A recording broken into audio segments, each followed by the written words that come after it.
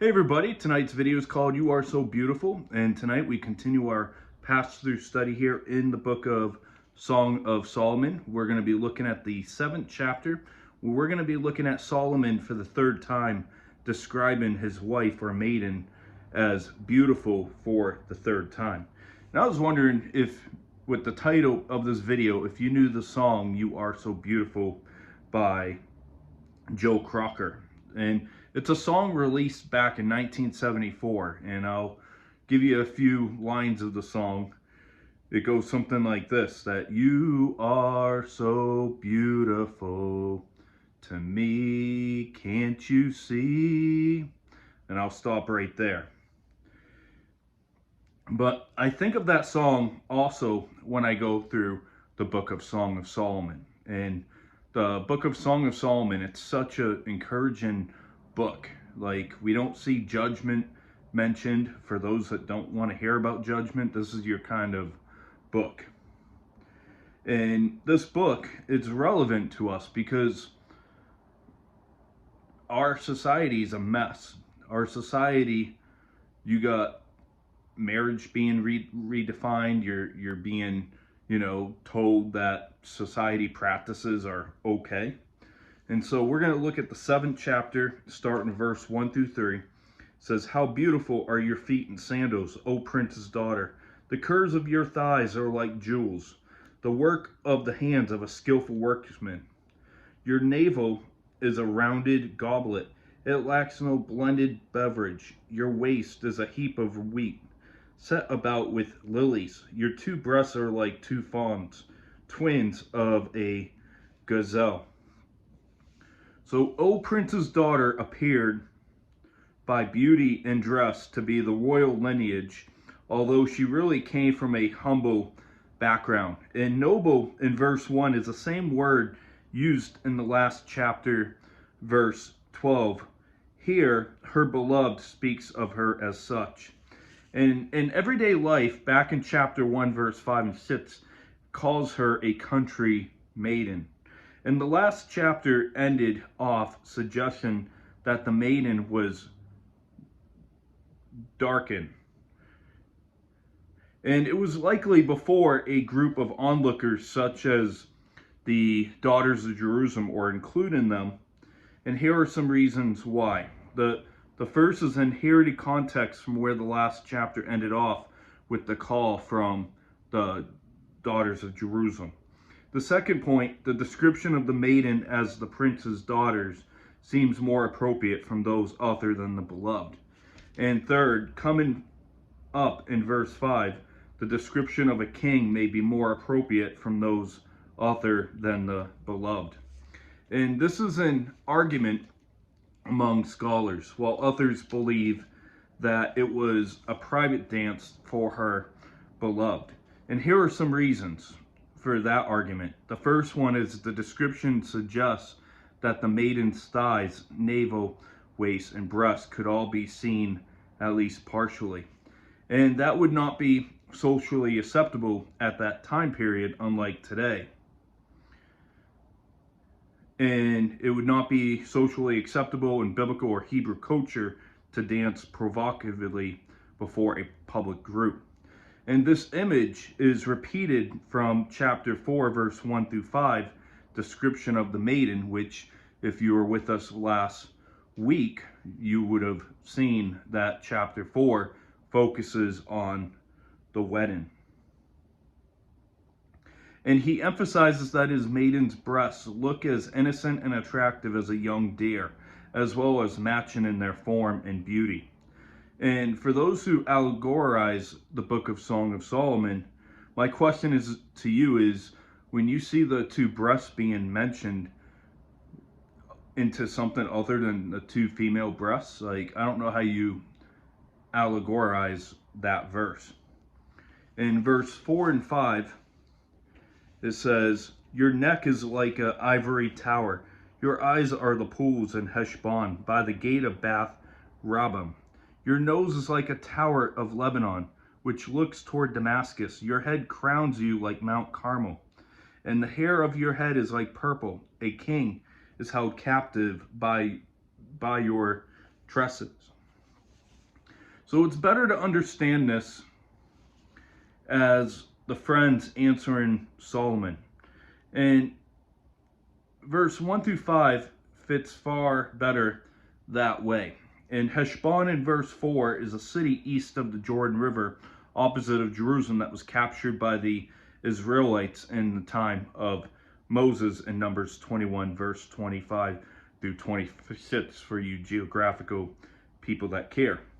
And excavations have revealed large reservoirs near the city, perhaps the pools mentioned.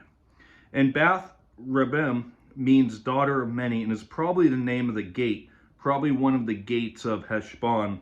The Tower of Lebanon is unknown, and it's likely great height overlooking Damascus, while some scholars believed it was a metaphor for the Lebanon mountains. In verse 5, Carmel refers to one of two places in the Old Testament. You see Mount Carmel mentioned twice in two different ways. One is south in the hills west of the Dead Sea, as seen in 1 Samuel 15, verse 12. The other is a famous mountain where Elijah confronted the prophets of Baal back in 1 Kings chapter 18 in the lush north. And the latter is on the Mediterranean coast, due west of the Sea of Galilee, and is probably the Carmel in view here as the favorite comparison.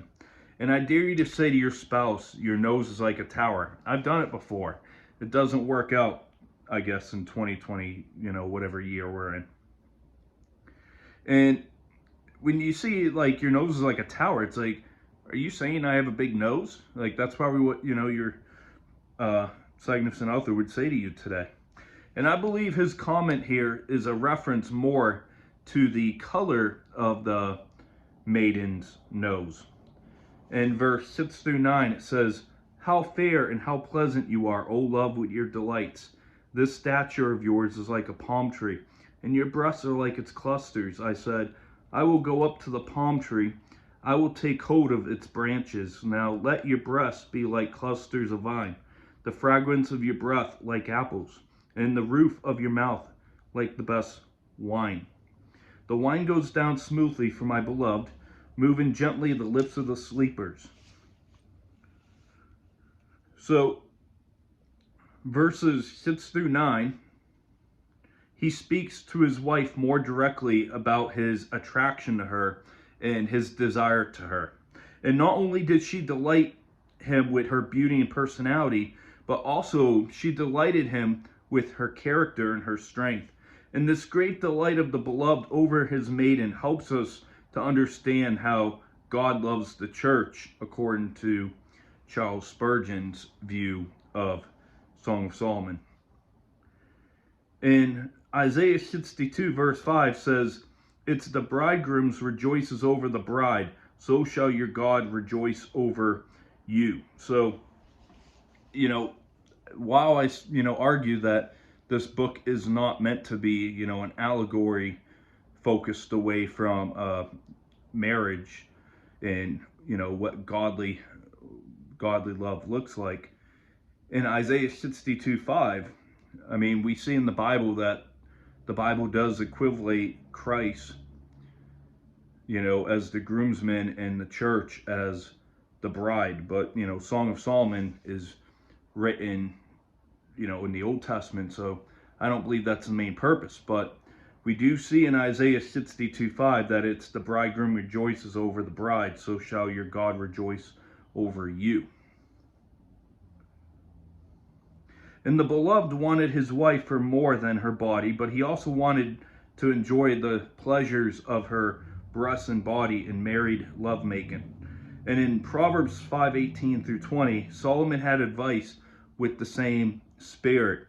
He tells her how pleasing and satisfying their lovemaking was to him. And verse 10 says, "I am my beloved's, and his desire is toward me."